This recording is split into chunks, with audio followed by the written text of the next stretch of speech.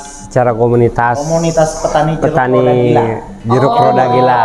Jadi si roda gila ini sudah dari petani jeruk. Jeruk. Nah, ini Pak Slamet punya geng klub.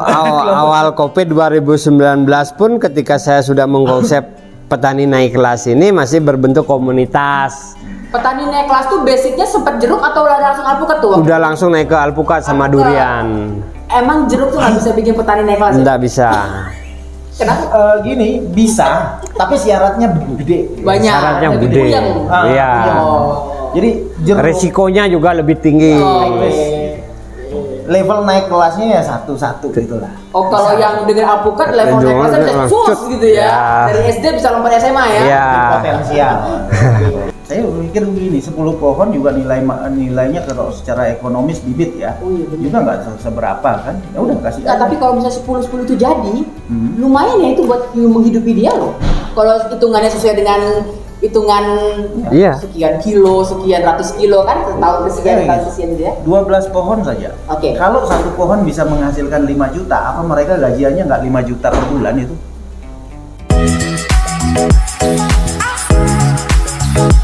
Oke. Selamat pagi, Bapak-bapak sekalian. Makasih lo sudah mau menerima kami dari Mangrove Farm untuk datang ke PT Roda Gila Jaya Agro ya Pak ya. Kita mau tanya-tanya, nanti bisa jadi pembelajaran untuk teman-teman yang nonton, kira-kira seperti itu. Nah, pertama ya Pak, saya cuma penasaran nih, Roda Gila, kenapa namanya Roda Gila Pak? Apa sih value-nya? Jadi saya sebenarnya memang awalnya tidak pernah sih memikirkan tentang nama Roda Gila. Dia muncul sendiri gitu, dia muncul sendiri. Jadi dari cerita apa yang saya lakukan, jadi saya melakukan hal yang berbeda itu intinya. Jadi dalam konteks saya memang basicnya kan petani jeruk awalnya. Jadi ada kebiasaan lain yang seperti kebiasaan petani kita di Indonesia. Saya lakukan mengikuti teknik-teknik petani luar negeri gitu. Jadi kan di bidang berbeda jauh nih dengan kebiasaan petani. Nah, di sanalah tiba-tiba dari teknik pangkas yang saya lakukan tiba-tiba muncul nama Roda Gila gitu. Tiba-tiba aja tuh Pak? Tiba-tiba, jadi nggak ada yang merancang, saya pun nggak tahu. Cuma saya dibilang waktu itu banyak yang bilang Pak Slamet tuh gila gitu. Ini namanya Pak Slamet ya, Pak Kade, Pak Made. Pak Made. Jadi Bapak ini bertiga adalah pionirnya Roda Gila ini. Ya. Bisa dibilang begitu? Atau masih ada yang lain? Ada lagi satu. Pak Putu gitu lagi, tapi nggak hadir ya. Nggak hadir ya, orang Tabanan. Orang Tabanan. Ya, jadi. Tapi memang Pak Slamet ini sudah lekat ya dengan nama Gila tadi ya Pak. Pak Slamet itu gila semenjak jadi petani jeruk itu. Ya, jadi gila dalam artian positif di sana artinya. Jadi seiring berjalannya waktu hasilkan sesuatu yang memang gila, jauh lebih baik. Yang jauh lebih baik. Jadi Roda Gila. Jadi seiring berjalannya waktu ciptakan rasa yang paling gila. Jadi Pak Slamet ini jadi petani jeruk itu udah berapa tahun Pak kalau boleh tahu? Kalau saya sudah hampir lebih dari 10 tahun. Oh, jadi memang basicnya ada, basic petaninya tuh ada ya, Ya gitu. memang. Sekolahnya dulu ada juga basic petani mungkin? Enggak, saya cenderung belajar di lapangan. Otodidak. Ya. Jadi petani jeruk yang Bapak bilang berbeda dari yang lain itu karena Bapak gunakan cara-cara dari luar. Iya. Berarti Bapak merujuk ke pertanian luar. Luarnya siapa? Di luar negeri, jadi Contohnya petani apa? luar. Negara apa misalnya? Seperti Australia, terus Israel, Thailand gitu. Dalam hal jeruknya ya. Banyak hal yang saya lakukan, tapi karena waktu itu saya masih cenderung fokusnya di jeruk, jadi ilmu pertanian tentang budidaya jeruk mereka yang saya tiru. Bapak belajar dari mana? Kenapa? Bapak belajarnya dari mana? Ke sana pergi atau YouTube atau? Oh, saya udah keliling dunia. Tapi keliling dunianya lewat HP. Jadi YouTube dong berarti. saya seneng nonton YouTube tentang pertanian. Jadi petani YouTube juga dong ya? Iya. Sejak kapan Pak? Pak, tapi kalau 10 tahun yang lalu emang YouTube udah segencar ini Pak? Belum lah. Jadi memang 10 tahun yang lalu saya masih otodidak belajar di lapangan sih. Setelah mulai gencarnya apa namanya media sosial. Akhirnya saya lebih banyak mengerucutkan pengetahuan di media sosial lewat YouTube utamanya. Jadi belajarnya itu mungkin pada saat YouTube mulai trending-trendingnya lah ya Pak ya. Iya. Awal-awal kalau kita kurangi 2022 dengan 10 2012 YouTube belum terlalu Pak, sudah mulai tapi belum terlalu. Iya, iya. Oke Pak, roda. Saya tadinya mikir tuh roda itu kan gelinding, bisa kemana aja gitu ya. Jadi mungkin mudah-mudahan bisnis PT Roda Gilanya bisa kemana aja gitu kali ya, filosofinya. Oke, nah sekarang kita langsung merucut Pak, karena saya lihat kan saya ada gitu beberapa nonton gitu ya yang mengenai Roda Gila, khususnya yang diposting Pak Hilal Hamdi di Facebooknya beliau. Jadi bicara mengenai perkebunan alpukat. Nah sejak itu tuh kita udah bilang kita kalau kita ke Bali kita mesti mampir gitu. Nah jadi dari jeruk lompat ke alpukat gitu kan Pak? Iya. Kenapa alpukat Pak? Jadi begini, awal Covid 2019 Bali itu betul-betul terpuruk. Jadi ekonomi Bali betul-betul paling rendah lah di seluruh Indonesia. Jadi di sana sebelum itu saya masih banyak mendampingi teman-teman budidaya jeruk, utamanya jeruk RGL nih, saya ngembangin, ngajak teman. Akhirnya Covid. Ini yang tadi saya makan ya? Iya. Oke, RGL ya? Iya, jeruk juara 1 nasionalnya. Akhirnya teman-teman juga banyak yang nanam. Dan Covid 2019 pemerintah kita melarang untuk kemana-mana gitu. Akhirnya saya banyak diam di rumah. Nah setelah diam di rumah, akhirnya waktu saya lebih dari 1 tahun saya habiskan hanya untuk keliling dunia. Nonton tadi ya, nonton YouTube. Nah, jadi bagaimana pertanian modernnya pertanian di seluruh dunia semua saya tonton. Nah akhirnya di sana saya bisa mengambil kesimpulan tentang apa yang harus saya lakukan untuk Bali Indonesia di masa depan. Akhirnya saya membuat cerita Roda Gila naik kelas gitu. Yang awal ujuk-ujuk alpukat gitu. Iya. Langsung bisa pilih alpukat gitu. Kan banyak Pak buah yang lain. Itu saya perasaannya di situ. Ya, karena kenapa alpukat pilihan saya waktu itu untuk petani naik kelasnya adalah karena ini pasarnya akan bertumbuh 40% setiap tahun. Nah, pengetahuan masyarakat dunia dari terpaparnya Covid 2019, orang-orang yang punya duit, yang punya pengetahuan lebih akan cenderung lebih memikirkan bagaimana hidup sehat. Nah, hidup sehat ini harus didukung oleh makanan sehat. Jadi makanan sehat itu yang namanya superfood itu hanya terbuat dari alpukat dan pisang gitu. Jadi yang paling mendominasi di seluruh dunia yang dijadikan makanan sehat masih dipegang alpukatnya. Di sanalah saya bisa menyimpulkan bahwa apa yang saya harus lakukan mengajak teman-teman menanamnya ya nanam alpukat. Oke, waktu itu Bapak pikirannya begitu ya? Ya. Superfood itu alpukat sama pisang. Ya. Kenapa nggak pisang? Karena kami mengkajinya berdasarkan mudahnya dibudidayakan. Oke. Jadi semua yang Bapak tonton itu videonya merujuknya video luar negeri? Iya. Nggak ada orang dalam negeri yang Bapak jadikan rujukan pada waktu itu? Nggak ada. Nggak ada, langsung luar negeri punya? Luar. Itu makanya alpukatnya jadi alpukat khas, bukan begitu kah? Iya. Oke. Jadi pilihan varietasnya khas, karena saya ingin bagaimana dengan luasan negeri kita, terus semangatnya petani kita, menangnya iklim kita, kita di sini kalah pengetahuan. Makanya dengan pengetahuan terbaik dunia yang kita akan perankan bersama-sama dalam satu visi budidaya petani naik kelas ini, jadi kita akan menang semua. Jadi saat kita menang semua ya nantinya saya yakin waktu itu kita pasti bisa menguasai mereka nantinya. Bapak menuju ke alpukat khas. Bapak ambilnya alpukat khas. Mungkin salah satunya juga karena harganya paling mahal juga kali ya. Iya, salah satu pertimbangannya itu. Terus dan Bapak ngerasa di tempat ini cocok, MDPL-nya cocok, iklimnya cocok untuk alpukat khas. Iya, betul. Oke, itu makanya merujuk ke situ. Nah, tentu kan kerja gini kan nggak mungkin kerja sendiri kan, makanya ada Pak Kade, ada Pak Made gitu kan. Bapak punya, jadi yang duluan punya ide tuh Pak Slamet. Iya, awalnya baru ketemu Pak Kade, ngobrol, Pak Jero, terus Pak Putu juga ngobrol, satu visi kita kerucutkan ya. Jadi ketika kita ingin melangkah ke pasar modern, ini harus memang kita punya wadah. Jadi kita akhirnya karena Pak Jero memang pengalamannya yang sangat panjang di dunia bisnis, utamanya sampai bisnis impor lah, ekspor impor. Dia juga punya kargo. Akhirnya mengerucutkan bahwa ini harus kita wadahi dalam bentuk manajemen PT perusahaan tuh. Nah, ini kan saya dari sisi Pak Slamet ya. Berarti Pak Slamet ini lebih ke operasional, betul nggak saya Pak? Iya. Membangun.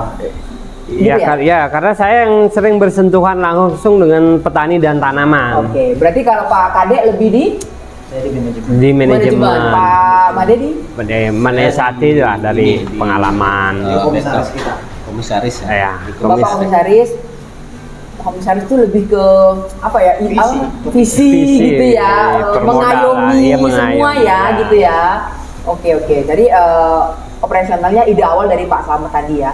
Menarik sih Pak, kalau misalnya, nah sekarang kita sudah dengar kenapa namanya Roda Gila, terus visinya apa. Nah sekarang actual aktivitasnya Roda Gila ini sekarang apa sih Pak gitu? Awalnya kalian ngapain? Terus sekarang sudah dalam tahap apa? Awalnya dulu pasti kan segala sesuatu tuh mulai dari nol kan Pak? Ya. Awalnya ngapain dulu Pak?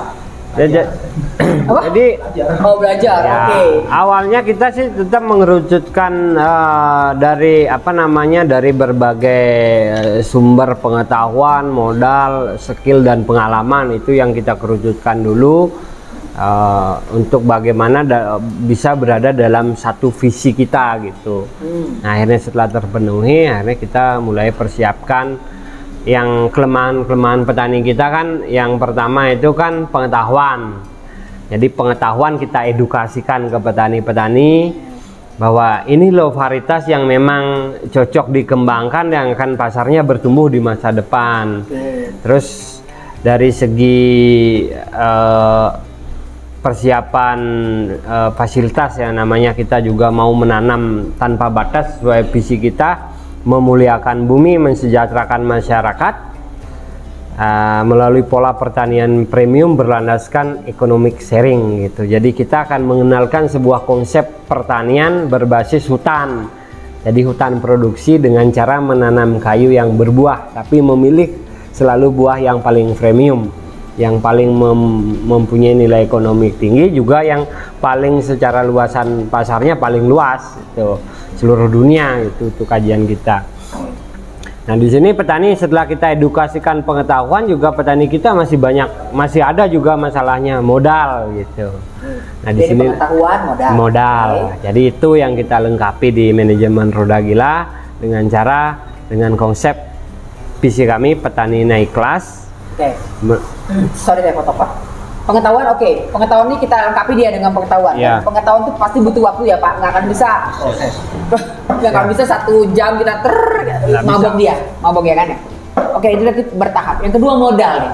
Apa sih yang Bapak-bapak lakukan untuk membantu petani yang realnya Pak? Boleh cerita nggak? Langsung aja, apa sih yang dilakuin? Yang disebut dengan membantu mereka? Saya menyiapkan yang namanya permasalahan petani kan, pertama pengetahuan, kedua modal. Jadi alasan petani tidak menanam ketika sudah tahu ini ada varietas yang berpotensi menghasilkan dan layak dibudidayakan skala kebun. Akhirnya mereka ada kendala dalam pengadaan bibit. Oke, beli bibit nggak mampu. Nah, disinilah kami di Roda Gila membuatkan konsep bertani tanpa modal, berkebun tanpa lahan akhirnya. Jadi kami manajemen Roda Gila ingin punya kebun, tapi tidak punya lahan. Saya melihat petani punya lahan, tapi tidak punya modal. Nah akhirnya saya buat konsep ini menjadi sebuah kerjasama saling menguntungkan. Jadi saya saya potong sebentar. Ya. Itu ide Pak Slamet sendiri atau ada campuran dari Pak? Ya, setelah kami kerucutkan bersama-sama. Kita sepakati untuk mencapai tujuan, kita ambil jalur seperti itu, kerjasama. Jadi petani punya lahan, bapak-bapak punya bibit, pengetahuan dan modal. Oke, pengetahuan tadi kita sudah kunci di depan ya. Bapak-bapak punya bibit, kasih mereka bibit gitu ya Pak? Ya. Tapi kan nggak cukup bibit Pak, mesti ada. Ya, kami lengkapi dari bibit yang kami berikan. Yang pertama adalah bibit gratis, kedua pendampingan budidaya. Jadi kami dampingi, kami membentuk tim-tim korlap, kami edukasi. Korlap itu koordinator lapangan ya? Ya, jadi kami sekolahkan. Maaf Pak Made, bisa ditaruh di Pak Slamet ya? Di mana? Di mundur. Jadi korlap itu kami bentuk, siapa yang mau, siapapun tanpa latar belakang, yang penting dari desa setempat di mana kami berbudidaya, kami latih di sini untuk menjadi petani pintar, untuk mendampingi petani-petani kita yang kerjasama untuk keberlanjutan mereka berbudidaya. Korlap ini kan kasarnya mesti digaji, Pak. Digaji. Yang gaji Prodagila.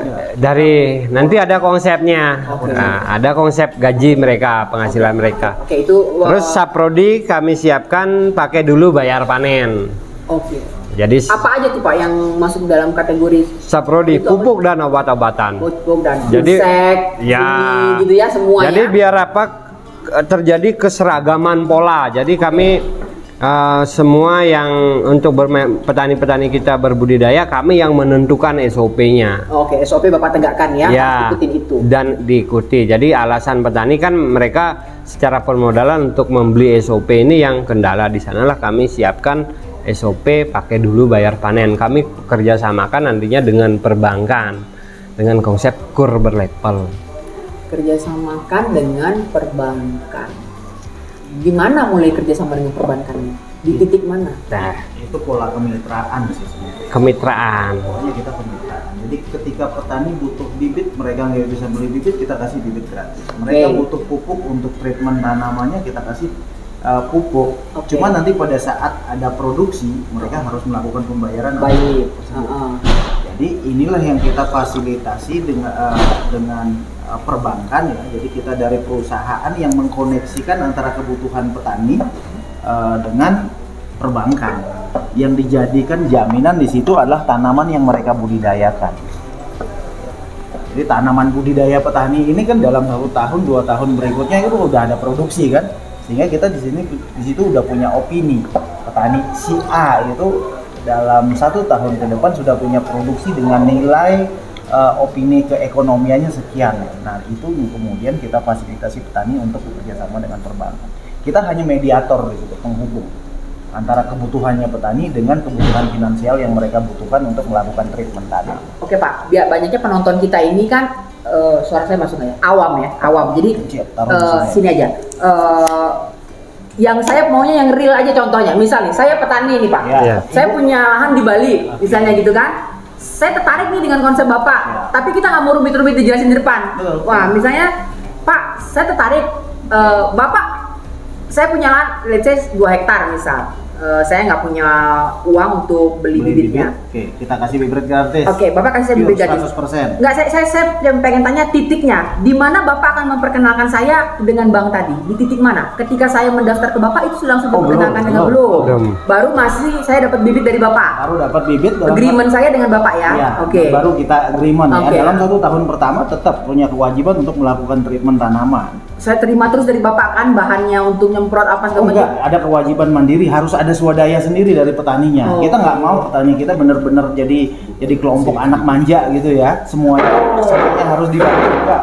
Harus ada usaha sendiri dong. Kalau nggak ada usaha sendiri mereka gagal naik kelas namanya. Jadi dalam 1 tahun pertama mereka benar-benar harus melakukan treatment secara mandiri. Contohnya, misalnya pengadaan pupuk organik itu kan nggak susah-susah banget ya kan. Petani kita edukasi, mereka punya ternak yang limbahnya kemudian mereka bisa olah untuk melakukan treatment tanaman sebagai pupuknya, untuk pengendali hamanya gitu kan.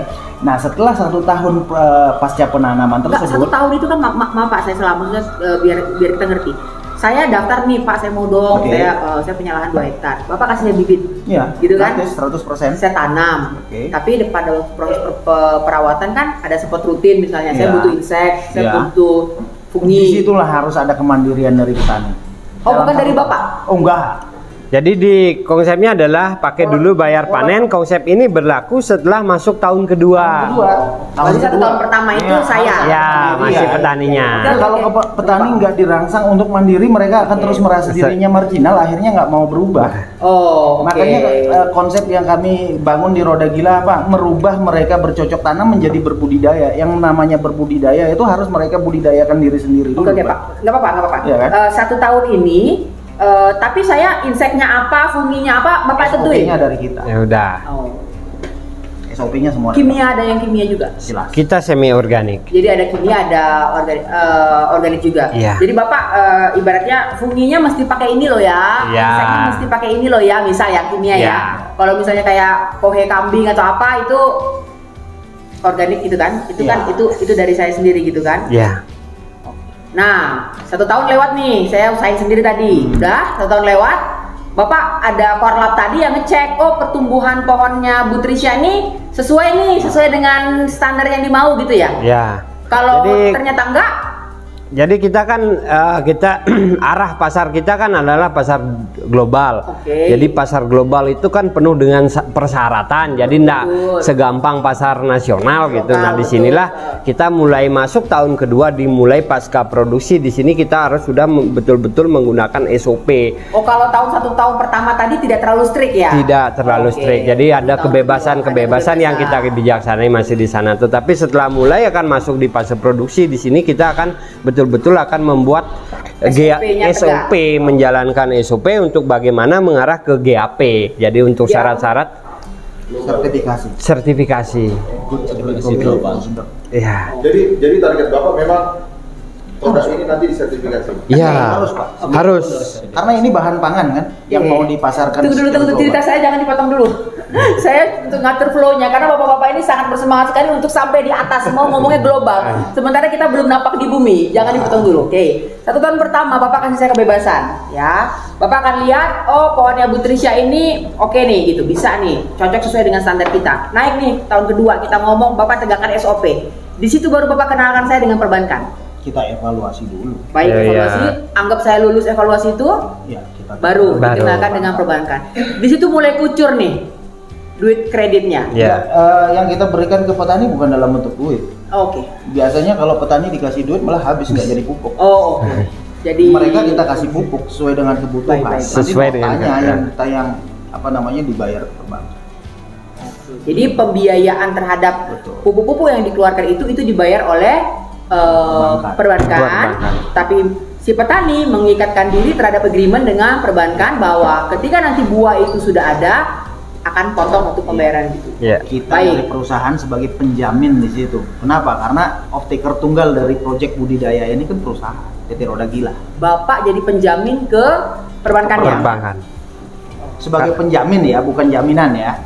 Karena setiap hasil produk budidaya yang berpola kemitraan ini yang akan menjadi pembeli tunggalnya itu perusahaan kami, PT Roda Gila. Kalau itu jaminannya apa Pak? Lahan mereka? Enggak. Oh nggak ada jaminan. Oh nggak ada jaminan. Tanaman yang ditanam. Budidaya. Oh tanaman itu yang jadi. Di 2 tahun ada hasil nggak? Udah ada hasil belum? Kalau Belum. alpukat sudah mulai. Belajar buah. Ya. Baru mulai. Seperti yang di bawah ini lah. Belajar buah ya Pak. Berarti anggap 2 tahun masih puasa ya, puasa penghasilan ya, setuju ya? Tahun pertama puasa penghasilan, tahun kedua puasa penghasilan. Tahun ketiga? Udah mulai ada produksi. Udah mulai ada. Kalau secara persentase? Kalau dari kajian potensi hasil kami paling masih di angka 20% lah. 20%. Ketika 20% ini baru nilainya 20% Pak, dari hasilnya baru 20%. Apakah kewajiban terhadap perbankan sudah mulai dilakukan di sini? Begitu ada Pembayaran. produksi mereka sudah harus melakukan Sudah. pembayaran sesuai dengan kemampuan produksi mereka. Oh. Kemudian ikatan dengan perbankan ini kira-kira akan sanggup diselesaikan dalam berapa tahun Pak? 3. Oh di tahun ketiga itu bisa kelar itu? 3 tahun setelah mereka berikat. Jadi di tahun keempat lah. Oke, jadi di tahun kedua tadi kita ikat 1 tahun, tahun ketiga berarti 2 tahun mengikatkan diri, tahun keempatnya kita nanam, itu tahun ketiga mengikatkan diri dengan perbankan. Di situ harusnya semua sudah clear. Udah. Harusnya sudah selesai. Menarik ya. Nah, mudah-mudahan teman-teman yang nonton bisa ngikutin flow-nya. Ini ada yang dilakukan oleh PT Roda Gila sekarang gitu ya Pak. Oke, alpukat ini lewat tahun keempat perawatan rutin tetap ada, tapi buah makin banyak gitu ya Pak. Iya. 4, 5, 6 sampai berapa Pak ujungnya? Kalau menurut studinya Kajian kami masih di atas 20 tahun lah untuk produktifnya. produktifnya. Ya sampai 30 tahun. 30 tahun. Ya. Artinya 30 tahun itu perawatan rutin ada, tapi hasil sudah makin banyak, nanti mentoknya di 30 tahun udah mature, harusnya kita sudah replanting ya kalau bahasa Nah, kalau tanaman budidaya itu masih kita meyakini tentang bagaimana keberlanjutan konsisten kita merawat tanaman itu. Jadi umur 10 tahun bisa masalah, 5 tahun pun bisa masalah. Oh bisa saja. Iya. Tapi ketika kita konsisten berbudidaya, merawatnya secara berlanjut, tanaman itu akan selalu baik-baik saja. Treatment ya. Tadi Pak Arya bilang kita bukan hanya bertani tetapi berbudidaya, gitu ya Pak? Tanam. Oh, Bukan bercocok tanam. Bukan bercocok tanam tetapi berbudidaya. Terakhir deh Pak, saya anggap aja saya orang awam dan memang orang awam ya. Apa bertani, apa bercocok tanam, apa berbudidaya? Ya kalau bahasa kita ya, nasional kita. Jadi mungkin kita terlalu fasih mengatakan bercocok tanam itu adalah bertani, kegiatan bertani selama ini. Ya akhirnya perilaku kita jadi bercocok tanam, semua yang cocok kita tanam. Iya kan? Akhirnya semua karena tanah kita memang tanah subur, ibarat lagu ya, tongkat kayu dan batu jadi tanaman sembarang aja kita lempar tumbuh, tapi masalahnya itu akan menghasilkan nggak?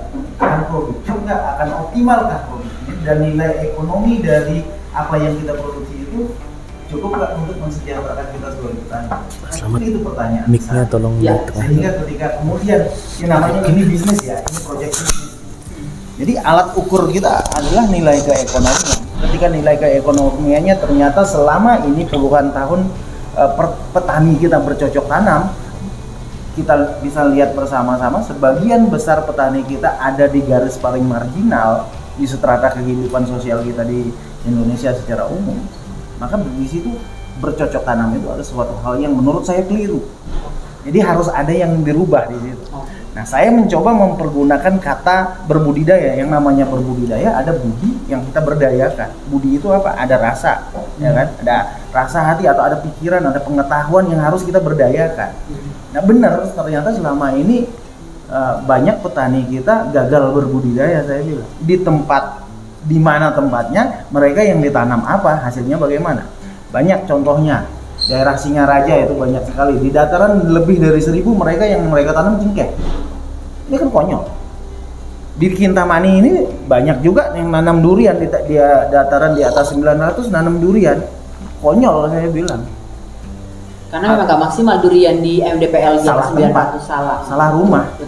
Iya kan? Idealnya durian ya di 100 elevasi 800 lah tertinggi ya. Lebih dari 800 udah itu namanya uji coba yang gitu. Nah, dengan pengetahuan yang seperti itu akhirnya apa yang mereka dapatkan? Mereka hanya punya pohon, tapi nggak bakal dapat duitnya. Tapi let's say kita ngomong ini bisnis, maka itu harus benar-benar kita terjemahkan dengan evaluasi yang benar dong, ya kan? Nah, disitulah kemudian kita berbudidaya. Nah, berbudidaya itu tempatnya dua, ladang pikiran pertama, ya kan? Baru di ladang beneran gitu. Nah, ini filosofinya loh. Filosofinya ya. Ladang pikiran itu artinya ya kita kedepankan pengetahuan dulu. Setelah pengetahuan baru bangun perencanaannya. Saya sering bilang gagal merencanakan sebenarnya merencanakan kegagalan. Jadi berbudidaya, berkebun, perencanaannya harus benar dulu. Di elevasi berapa, mau nanam berapa, targetnya apa.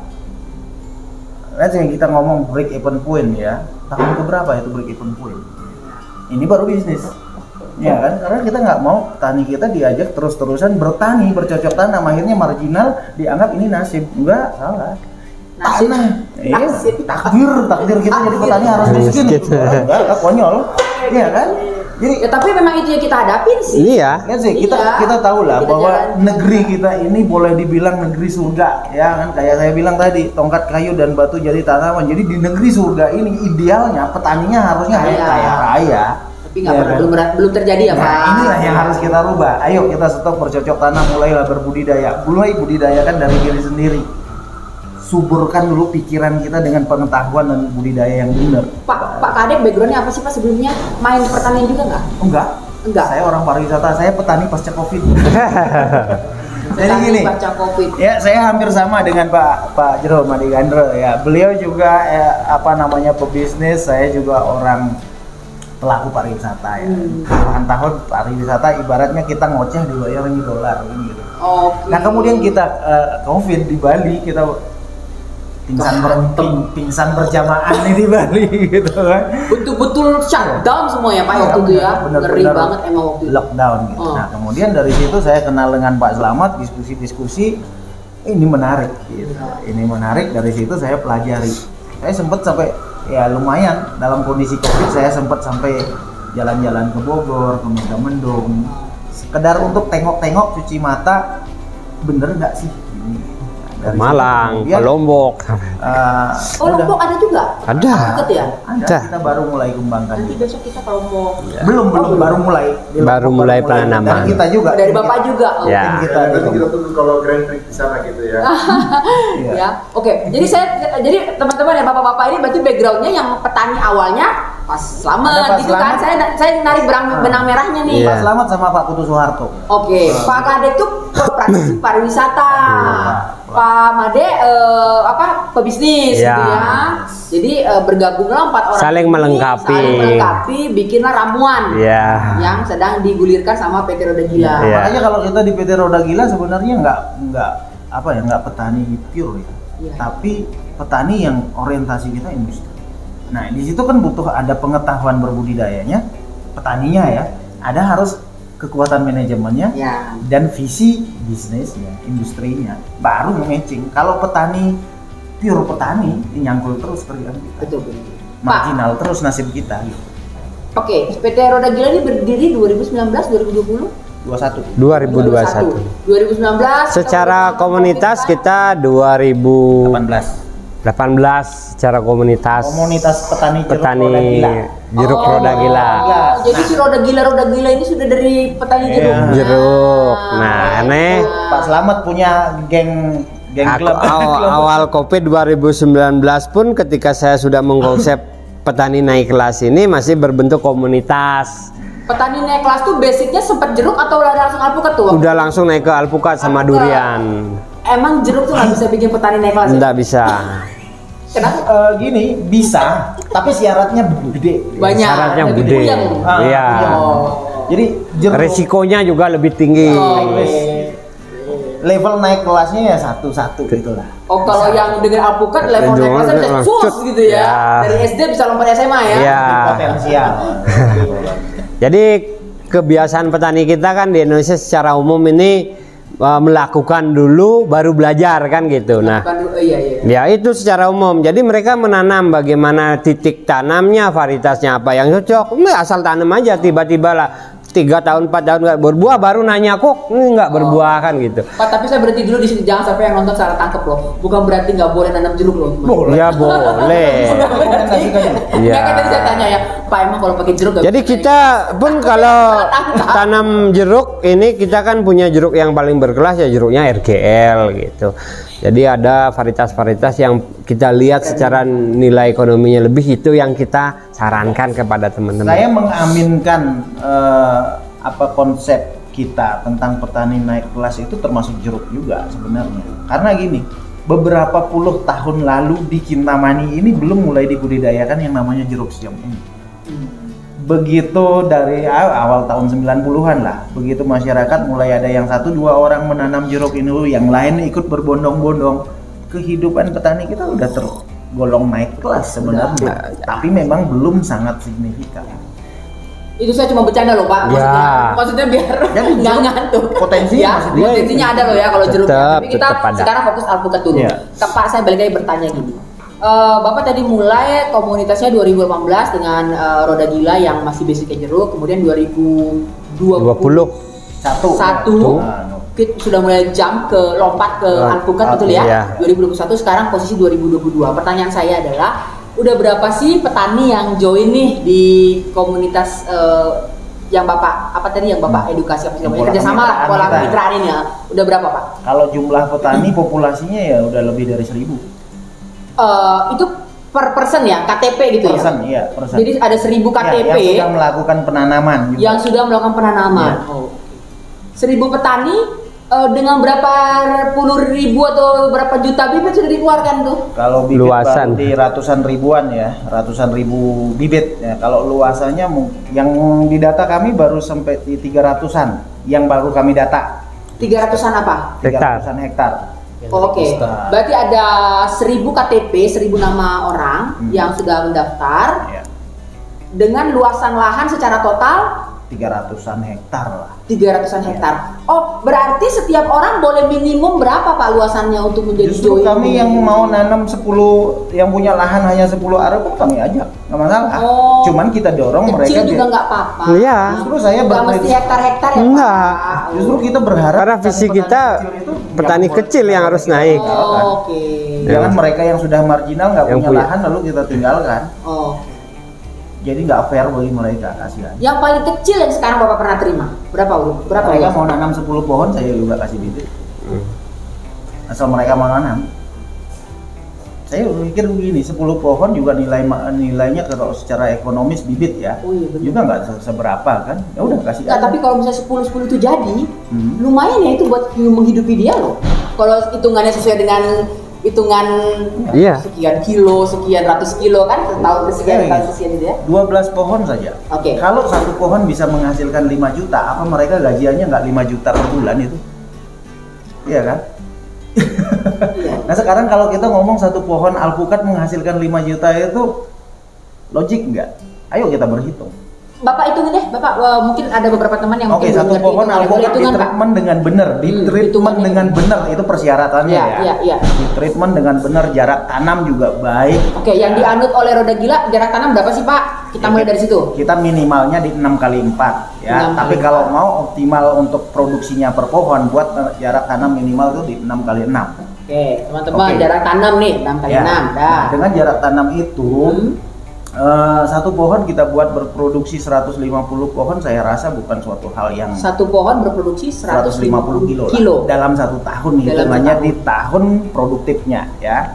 150 kilo per pohon saya rasa itu sangat lumrah untuk alpukat. Harga berapa ya Pak? Nanti kita belum ngomongin harga ya. 150 kilo per pohon. Let's say banyak alpukat lokalan yang tumbuh sendiri saja bisa berbuah sampai ratusan kilo loh, sampai 300 400 kilo. Itu nggak pernah ditreatment sama sekali. Syaratnya sekarang ini pohon alpukat ditreatment dengan benar. Let's say kita ngomong cuma 150 kilo per pohon. Tadi pertanyaan yang paling simpel Pak, 150 kilo itu kita kira-kira di tahun berapa? 5? Mulai dari tahun kelima lah kita. 5 ya. 5 ke 6 dengan treatment yang benar ya. Oke, di tahun kelima masuk 150 kilo per pohon. Mari kita berhitung harga alpukat khas sekarang. Bapak nih yang kasih harga. Oke, kalau misalnya di supermarket kita tahu lah harganya udah terlalu sure, 200 terlalu seksi lah. Kita pangkas di 10% lah. Bapak kasih harga aja berapa? Kasih harga di 25.000 deh dulu. 1 kilo. Iya. Anggap aja. Oke, 150 kali 25.000 berapa? 3.750.000. Apa nggak menarik? Satu pohon ya. UMR lewat kok.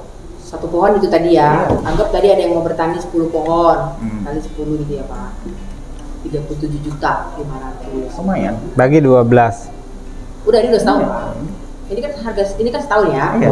Ya maksudnya ini adalah tambahan passive income-nya. Iya. dia. Itu Dia kalau masih laku tetap- hanya 25.000. Iya. Mari kita sekarang logik ya. Di awal tahun 2000-an orang beli alpukat lokalan. Ya. Alpukat lokalan itu belum per kilo hitungannya, Pak. Kenapa? Alpukat ini boleh dibilang tanaman yang selama ini nggak dibudidayakan di masyarakat kita.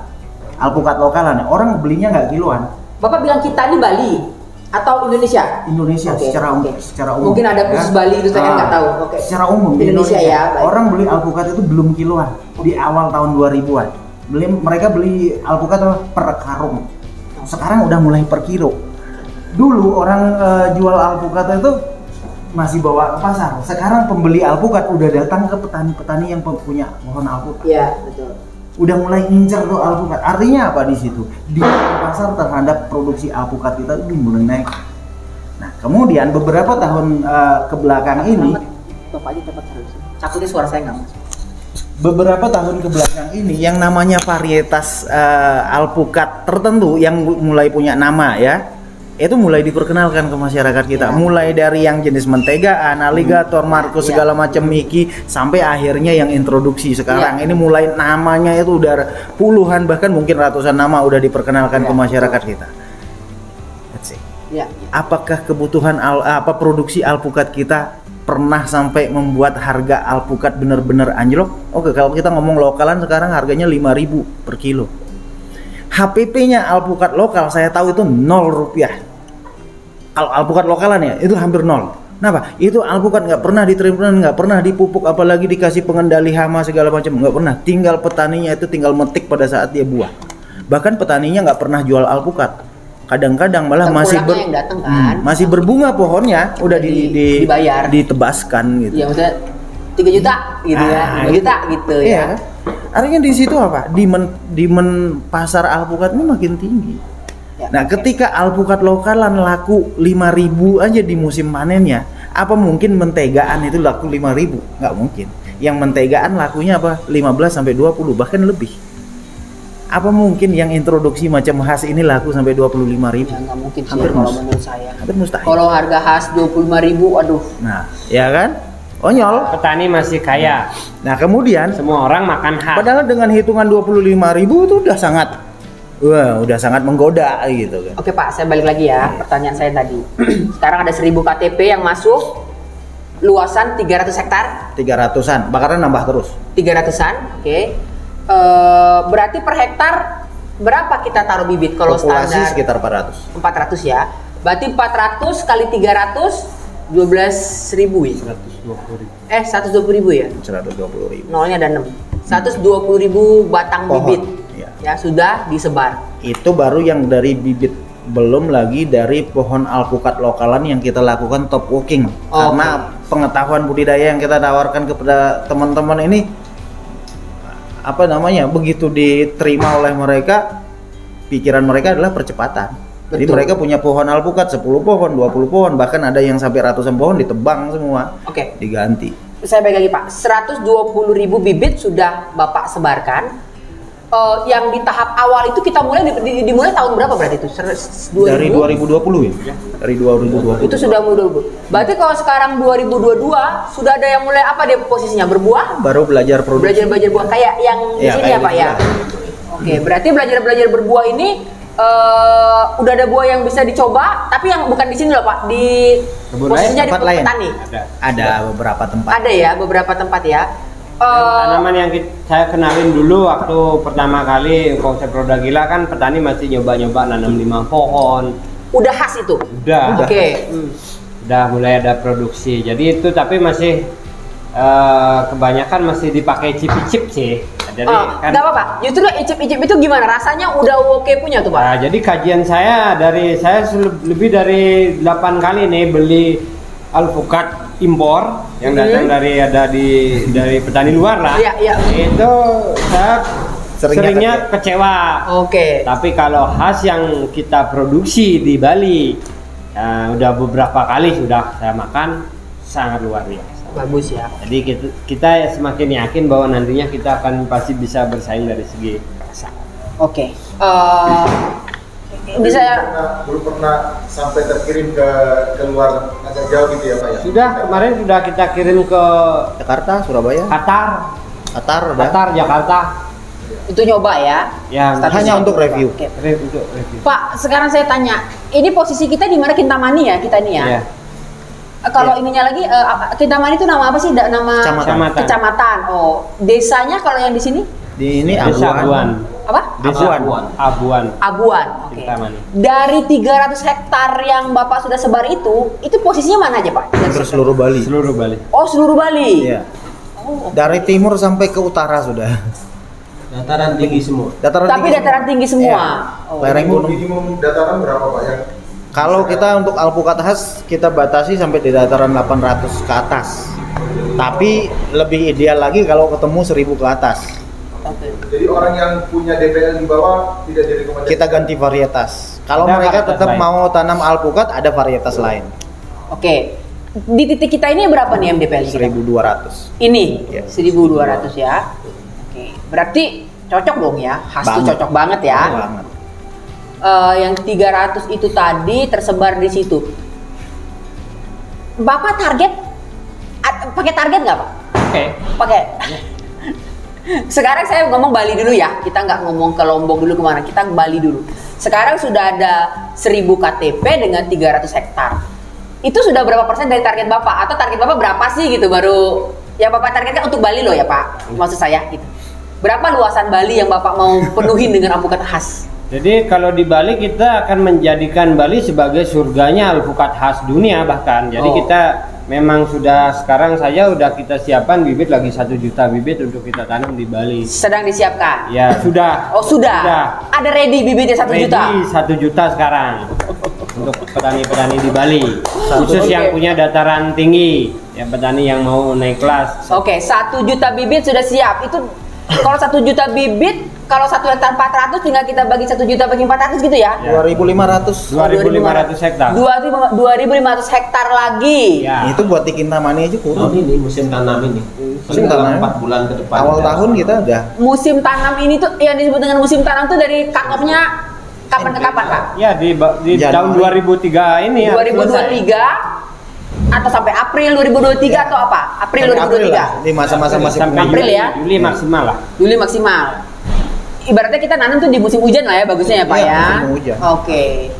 2.500 Hektar. Masih ada tuh di Bali ini 2.500 hektar. Kalau nyari 100 hektar.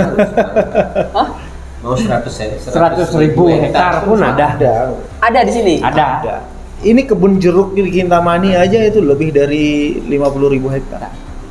Kebun jeruk. Sih, 50.000 hektar kebun jeruk di Bali, nggak pernah ada jeruk yang sampai nggak terjual. Sekalipun kadang-kadang harganya murah. Oke. 2.000, saya balik ke alpukat, 2.500 hektar itu berarti yang Bapak target ini adalah lahan yang masih hutan kah atau sudah jangan sampai dari jeruk jadi konversi ke alpukat atau gimana nih Pak maksudnya nih? Gini, jeruk itu kan berbatas ya. Oke. Usia tanaman jeruk itu kalau tanaman sekarang ya dengan kondisi treatment sekarang, hama seperti sekarang, ya di umur 10 tahun, 12 tahun jeruk juga udah mulai menurun produktivitasnya. Apakah mungkin jeruk yang seperti itu masih dipertahankan oleh petani? Kan nggak juga ya kan. Okay. Nah ketika mereka kemudian mau beralih dari jeruk ke alpukat, ya monggo silakan, ayo. Kita juga nggak bisa larang ya. Tapi kalau mereka mau tetap konsisten dari jeruk ke jeruk, habis jeruk makan juga. jeruk, ya monggo silakan. It's choice. Nah berarti yang 300 hektar sekarang ini ada yang peralihan nggak Pak? Ada banyak, termasuk kebun saya sendiri. Dari kopi, kopi isi jeruk jadi alpukat sekarang. Oh, bongkar semua tuh Pak jeruk-jeruknya atau Iya. biarin atau Bapak tanam di antara? Bongkar. Banyak kan di antara. Mereka yang mau beralih secara pelan-pelan silakan pilihan. Kalau mau yang beralih secara langsung radikal gitu ya bongkar. Pilihan saya. Jadi silakan. ada 2 pilihan, revolusi dan evolusi. Gitu.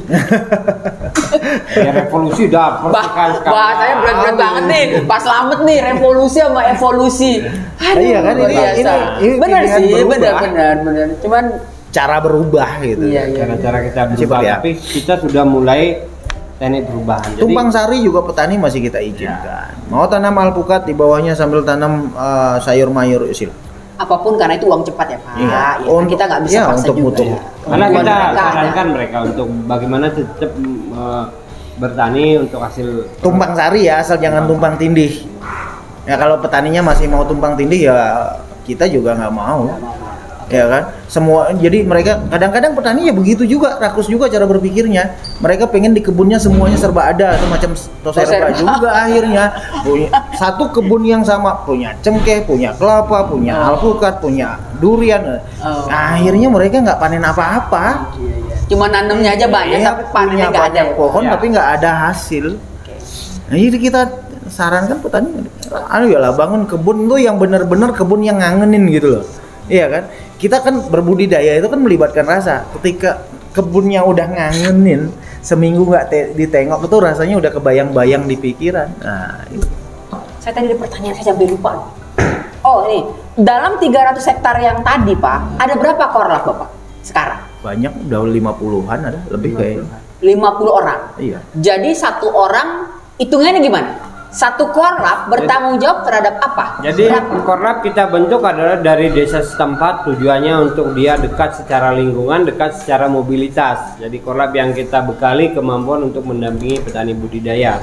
Maksimal korlap bisa mendampingi maksimal 50 hektar satu korlap, dan itu harus di desanya sendiri. Jadi biar terjadi. Berarti kalau sekarang Bapak ada korlap 50 orang, 50 ya tadi ya? Ya. Berarti 50 desa? Iya, Gitu lebih ya? mungkin. Gitu ya Pak? Secara teori dia kan sudah mampu, kita sudah menanam 500 hektar. Secara teori gimana Pak? Agak kuat Pak biar masuk sore? Ya, secara teori dari 50 korlap kan kita sudah menanam hampir 500 hektar. Cuman registrasinya mungkin belum semua gitu aja. Ya. Okay. Karena kita membolehkan satu korlap itu untuk mengawasi 50 hektar. Satu korlap untuk mengawasi 50 hektar. Tapi saya tertarik Pak, gimana cara penggajiannya si korlap ini? Siapa yang gaji dia? Jadi yang kita kembangkan di Gak apa-apa ya Pak, kita buka gak apa-apa ya Pak. kita memang transparan karena ini memang konsep untuk petani kita seluruh Nusantara.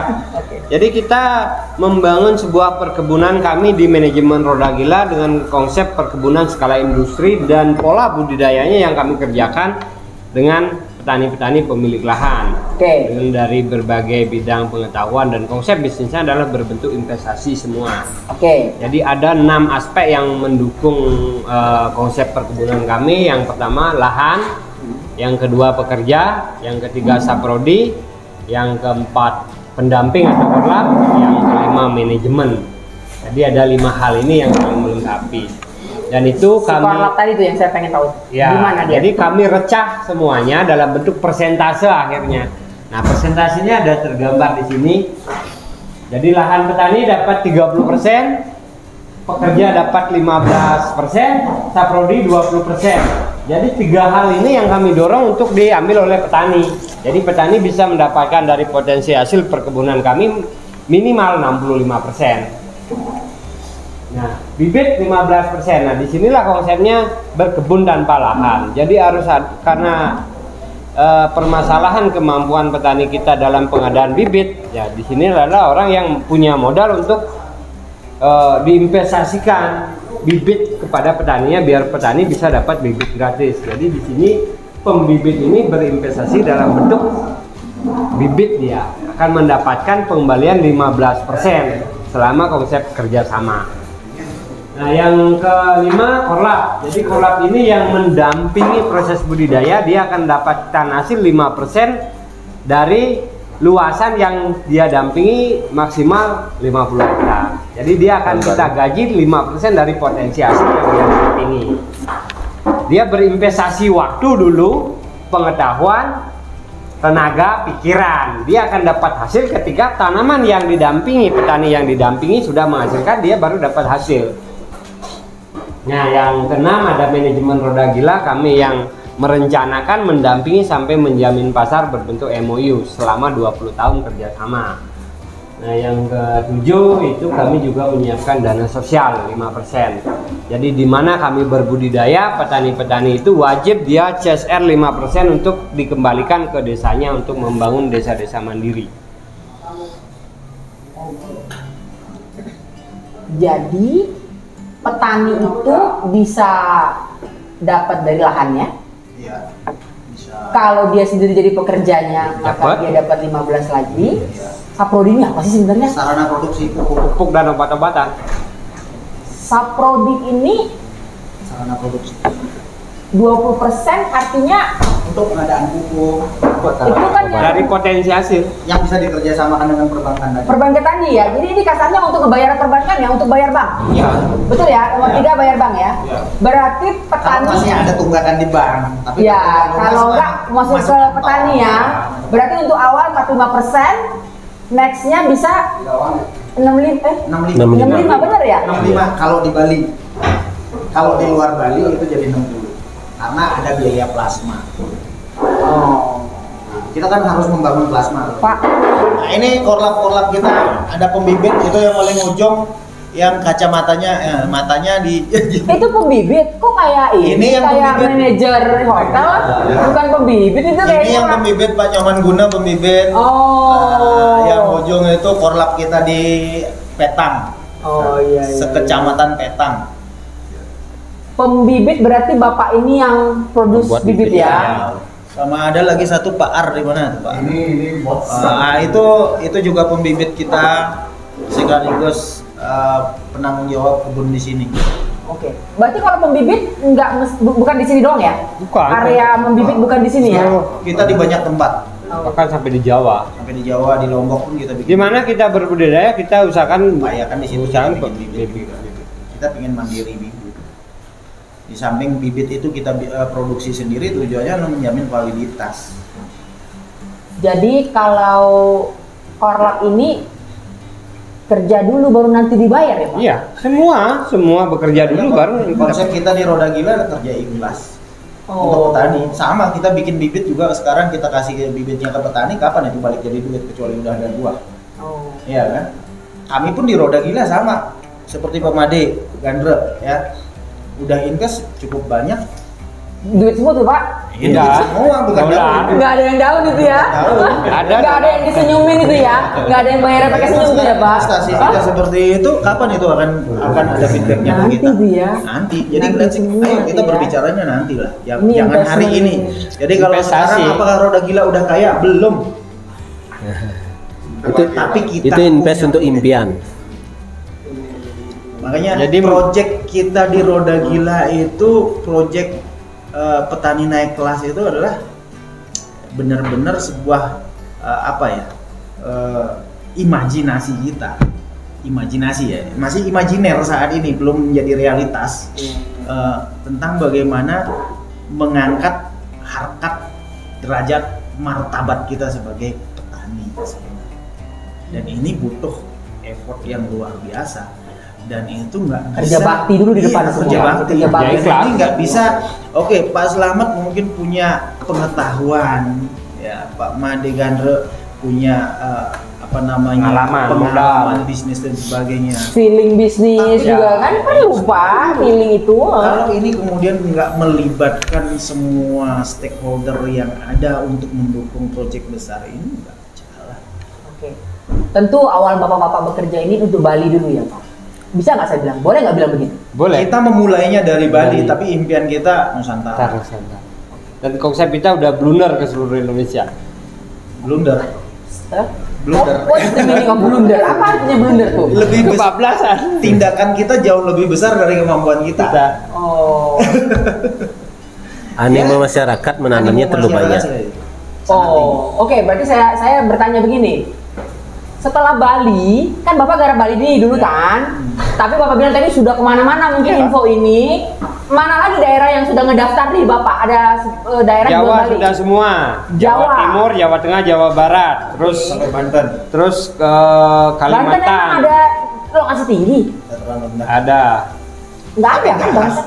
Tapi nggak khas. Nggak ada. Oh, kita nggak ngomong khas doang ya? Ya, kita ngomong di segala- Roda Gila punya varietas dari pinggir pantai sampai ujung gunung. Semua buah premium, mulai dari mangga, ada kelengkeng, ada durian, Oh, ada nanti ke depan kita nggak ngomong alpukat doang ini Tidak, Pak. Roda Gila buah-buah terbaik dunia. Buah-buah yang rasanya paling gila. Oh, gilanya dari situ. Ya, gila rasa pasti gila harga. Ketika gila harganya, penghasilan pun gila. Gila juga. Jadi nanti kedepannya akan ke sana-sana ya. Jadi intinya Sudah kita mulai lakukan. gitu. oh sudah mulai. Ya. Oke, saya balik dulu. Daerah Jawa tadi sudah, Banten, oke, Sumatera Udah. siapa tuh? Di mana? Sumatera baru mau kita penjajakan. Tanggal 15 kita penanaman di Kalimantan. Habis Kalimantan. Oh, Kalimantan dulu. Kalimantan mana, Pak? Di Kalimantan Kalimantan Selatan, Borneo, 500 Itu tinggi apa rendah? Maaf, Tinggi. geografi saya parah banget ya.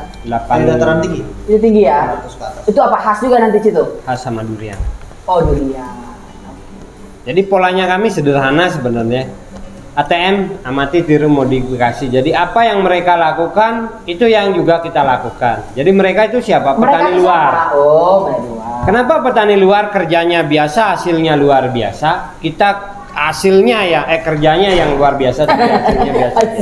Hasilnya malah nggak ada. Jadi ya? harus ikuti cara mereka, cara berpikir mereka apa yang mereka pikirkan itu juga kita pikirkan kan. Apa yang mereka tanam itu juga yang kita tanam. Jadi jangan sampai Malaysia tanam musangking, kita nanam kane tapi mau jual sama seperti musangking, nggak bisa. Australia tanam khas, kita ngomongin mentega mau jual seperti khas, nggak bisa. Jadi ikuti cara mereka, cara berpikir, cara bertindak, hasilnya sama.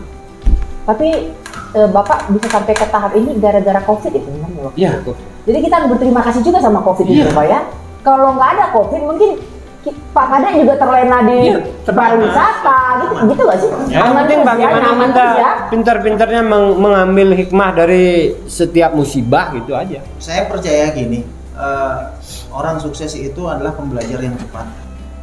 ya kan? Semakin cepat kita belajar, ya tantangannya itu keberanian mengambil keputusan.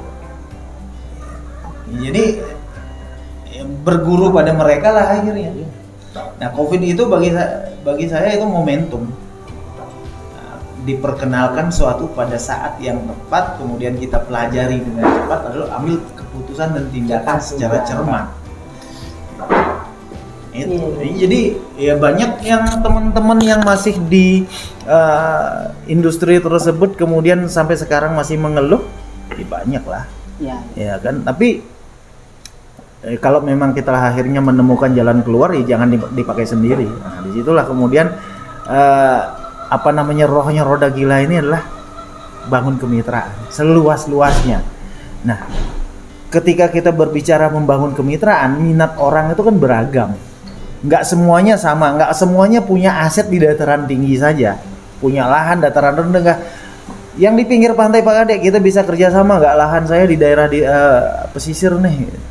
Oke, kita tengok dulu dataran berapa di situ, apa yang ideal kita budidayakan di sana. Oke, Pak, saya balik lagi. Kerjasama dengan Roda Gila ini tadi MOU-nya berapa lama? 20 tahun. Nggak bisa dirubah tuh Pak 20 tahun itu? Sudah baku, satu pola, satu rel. Setelah 20 Panjang tahun, kali, Pak, 20 tahun. setelah Pendek itu namanya. karena tanaman yang kita tanam. Soalnya di mana-mana franchise 5 tahunnya Pak. Bapak 20 tahun panjang kali. Ya. Kan kita punya begini Bu. Biar Pak banyak. Selama 20 tahun kita akan berbagi dengan petani. Tapi setelah 20 tahun kita ibahkan semua petani. Bukan kita minta gitu. Jadi Roda Gila tidak akan minta apa-apa, ini semua diibahkan ke petani. Balik lagi ke tabel ini berarti. Ya. Setelah 20 tahun, berarti yang bagiannya korlap itu nggak ada tuh? Nggak ada lagi. Bagian bibit udah kelar dong. Ya. Dari awal udah kelar malah. Jadi semua Bapak ini mesti terus investasi terus loh biar Pak yang bibitnya dapat terus gitu kan Pak? Iya. Karena bibit kan di awal. Berarti Bapak harus 15% untuk pembibit itu juga berlaku 20 tahun. 20 tahun. Oh iya, pohonnya ya. Iya, oke. Oke, berarti setelah 20 tahun bibit nggak di store lagi, korlap nggak dapat lagi, manajemen nggak dapat lagi. Iya.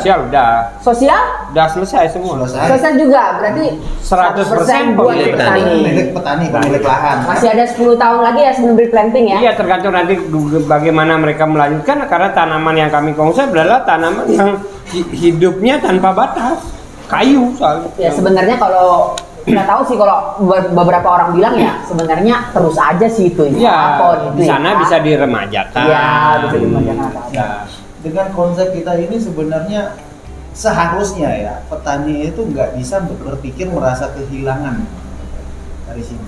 Misalnya mereka dikasih bibit gratis 15% diambil oleh si pemberi bibit. Kalau petani berpikir di situ kehilangan, ya mereka nggak pernah berbudidaya. Nunggu mereka punya modal dulu baru bisa melakukan penanaman. Nah sebenarnya kapan mereka akan punya modal? Kalau situasinya petani kita marginal terus. Makanya disitulah saya kemudian temukan satu kondisi, banyak petani kita punya lahan 1 hektar, terbatas modalnya untuk beli bibit, akhirnya mereka beli bibit cuma 10 pohon. That's not berbudidaya sama sekali, cuman sekedar punya namanya. Ya, yang namanya berbudidaya lahan 1 hektar idealnya tanam 400 pohon, 400 pohon. Oke Pak, berarti dengan konsep ini bapak-bapak di Roda Gila ini yakin bahwa everybody is happy ya dengan ini ya? Everybody happy. Ya, Karena betul ya? Iya. Bapak-bapak di manajemen juga dapat 10% juga udah happy gitu ya? Happy banget. Karena volume. Hah? Volumenya kan banyak. Volumenya kan banyak. Karena kita makannya volume besar ya? Iya. Kenapa itu? Pak, ini kan kita buka di YouTube nih, Bapak juga buka di YouTube. Nggak khawatir tuh di ATM orang lain juga Pak, bahwa konsep ini akan ditiru juga sama orang-orang lain ya? Ya, mungkin punya value yang sama untuk Indonesia loh ya, nggak ada masalah Bapak di situ. Ibu tahu hari ini di Malaysia dari kurang lebih 6 tahun terakhir ya, bahkan lebih kan. Yang namanya durian musangking, OC itu udah dibudidayakan dan sudah hasil produksinya udah dijual kemana-mana kan? Iya, tahu. Harganya juga masih. Iya. Pernah nggak dengar kabar kurang lebih setahun yang lalu ada dibuka kebun durian musangking itu 20.000 hektar di Malaysia. Iya. Kalau memang permintaan atas barang-barang tersebut masih begitu tinggi, nggak ada yang perlu Bapak worry-kan ya. Nggak ada yang perlu. Nah, kemudian kalau kita mau melakukan budidaya ini secara masif dari Sabang sampai Merauke, bebannya buat kami. Kalau pada akhirnya itu akan bermanfaat bagi seluruh masyarakat. Ya itu yang saya tanya. Kalaupun ini kemudian value ini jika nanti ada teman-teman yang nggak tahu siapa ya Pak, orang-orang yang mungkin juga punya kemampuan manajemen, kemampuan modal apa segala macam, mereka juga mau buat satu paguyuban, mereka mau melakukan hal yang sama. Ya, tapi untuk Indonesia sih jatuhnya, ya silakan. kan? Bagi kami nggak ada masalah ya Pak. Karena pasar itu akan menarik ketika ada kompetisi. Ketika nggak ada kompetisi dan terjadi monopoli di sana, justru pasar itu jadi nggak menarik. Nah, hari ini saya dengan Pak Made Gandro ya, kita boleh dibilang pedagang lah. Di kemudian hari akan jadi pedagang buah. Iya kan? Iya. Ayo kita menangkan pasar itu. Karena apa? Karena kalau kita berbicara berbudidaya di skala nasional, kita pasti menang HPP dibanding negara-negara lain. Harga pokok produksi pasti menang kita. Contoh misalnya di Australia, kita tahulah harga tenaga kerja aja udah manpower aja, tenaga kerja aja lah, orang kita yang kasih mereka tenaga kerja kan. Betul. Berapa salary mereka per bulan di situ? 40 50 juta. Lah kita di sini 3 juta dapat kok. Bahkan saya teman-teman di Lombok 50.000 per hari tenaga kerja. Iya kan? Ya, kita dari HPP kita menang. Makanya kalau saya hitung kita jual alpukat harus harga 25.000 dalam 5 tahun ke depan, misalnya 25.000 di kebun laku. Kita masih survive, petani kita masih makmur, tapi kalau mereka 20. Kalau alpukat khas dari Bali ini harganya segitu dan rasanya enak, ya mereka bisa setengah mati dong yang sebelah sana yang jualan tinggi. Mereka tekor. Kita tidak murah banget beli alpukat khasnya. Jadi yang sebenarnya perlu kita menangkan di situ apa? Pasar. Nah, kita tahu, saya pelajari data ya, Eropa Barat. Itu 92% kebutuhan alpukatnya itu khas semua. Ya, suplai mereka selama ini dari mana? Dari Australia, dari New Zealand, Meksiko, Brasil, Chili. Ya. Itu yang mensuplai mereka. Ayo rebut pasar itu. Sama ini, ada beberapa suplai yang saya lihat kayak di Timur Tengah. Itu dari Afrika Selatan, dari Kenya. Dari Kenya. Ayo rebut. Iya kan? HPP kita. Nah, kita berbudidaya alpukat di Indonesia perlu pakai irigasi, tetes, pasang pipa segala macam kagak? Kagak. Repot-repot dibikin itu. Beda kalau kita tanam alpukat khas di Israel. Sangat beda. Iya kan? Sama seperti teman-teman praktisi mangga. Orang di di Jepang, orang tanam Miyazaki gitu kan. Repotnya minta ampun. Iya kan? Udah tanam aja Miyazaki di Indonesia, treatment seadanya, rasa buahnya saya yakin bakal beda jauh. Jadi makasih ke COVID ya Pak Kadek sama Pak Made malah jadi mikirin alpukat gitu ya. Kalau enggak pasti nggak mikirin. Ya gini, selain itu kita kan insting ya, insting Pak Jero. Insting berbisnis ya Pak. Karena kita makanya kita ngelihat budidaya ini dari kacamata industri, dari kacamata bisnis. Kalau nggak menarik dan menjanjikan secara finansial juga ngapain ya? Betul. Ya. Jadi Pak Slamet datang dengan sebuah konsep. Pak Slamet bawa idenya, kita tindak lanjuti. Lihat potensinya, Bapak masuk. Ya menarik sih. Kalau menurut saya ya mudah-mudahan semakin ini ya Pak, semakin berkembang dan ya, kita lihat juga buahnya. Nanti kita mungkin bisa mampir ke kebun. Ayo kita review. Ini udah matang Pak Jero. Ayo kita review. Kita review. Pak, saya mau tanya, ya ada pertanyaan dari saya. Ada nggak keterlibatan dari pemerintah untuk saat ini ketika? Nggak ada. Ada, kita sudah dalam bentuk P4S juga. Enggak, gini. P4S itu adalah produk dari pemerintah. Swadaya, bukan dari pemerintah. Kalau lembaganya diresmikan oleh pemerintah. P4S itu apa? Pusat Pelatihan dan Penyuluhan Pertanian Swadaya. Oke.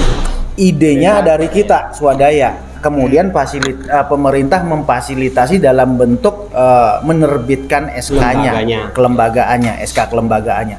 Itu saja. Tapi kalau terkait pola budidaya semuanya kita operasionalnya semua kita pure swasta. Kita berbagi. Jadi tentang bagaimana Roda Gila berbagi peluang dan kesempatan bersama teman-teman yang karena yang namanya pemerintah itu identik dengan birokrasi, identik dengan politisasi. Kita nggak mau ini terseret ke sana.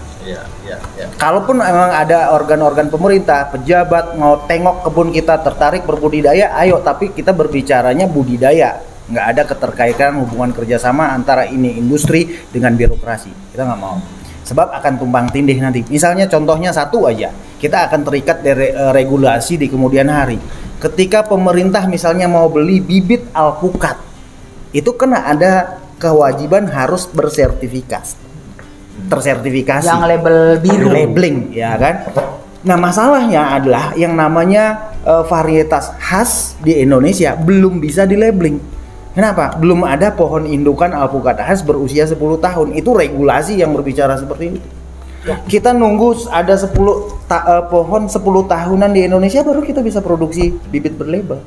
Nah, berarti kita nunggu beberapa tahun lagi baru bisa kerjasama dengan pemerintah untuk urusan itu. Ya, artinya kan 8-7 tahun lagi, 7-8 tahun lagi. Orang petani luar keburu kaya, kita baru mau jalan-jalan. Gini, mereka udah kaya, Pak. Apa namanya di Bali ini mungkin kan orang khususnya petani-petani alpukat ya sudah mendengar tentang roda gila. Artinya mungkin sinyal dari pemerintah atau corong dari pemerintah melihat, oh ada roda gila di sana nih yang sudah apa namanya mulailah. Saya garis bawahi seperti ini. Kalau pemerintah mau tertarik, mau terlibat, ya silakan, kita welcome saja. Tapi sampai saat ini, sampai hari ini silakan dipublis. Ya, tapi ini aja lah, kita memang nggak bisa ngarep banyak lah kepada ya, itu saya maksud. Kita sudah jelas, kalau kita bandingin dengan Malaysia, bagaimana teman-teman di Malaysia sangat disupport habis-habisan dengan. Saya tertarik dengan statementnya Pak Haji Zaki, salah satu pionir alpukat introduksi di Indonesia, mungkin udah pernah ya dengan beliau.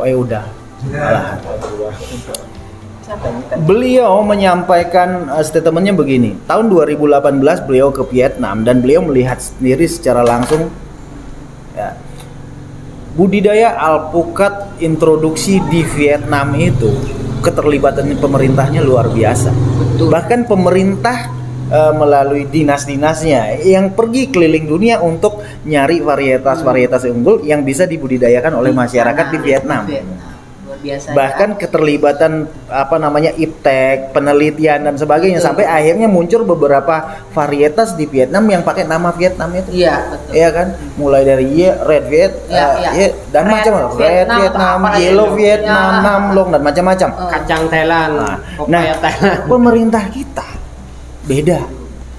Jadi di sini kalau nggak yang orang berpikir bisnis seperti beliau Pak Haji Zaki itu datang sendiri buat beli interestnya ke berbagai negara, nggak ada.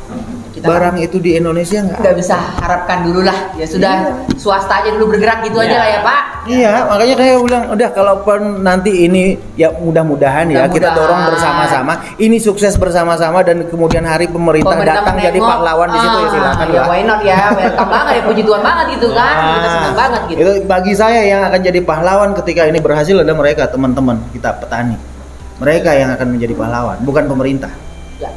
Tapi kalau ini kemudian memberikan benefit bagi masyarakat secara luas dan kemudian itu bermanfaat bagi pemerintah, ya udah kita syukuri bersama-sama.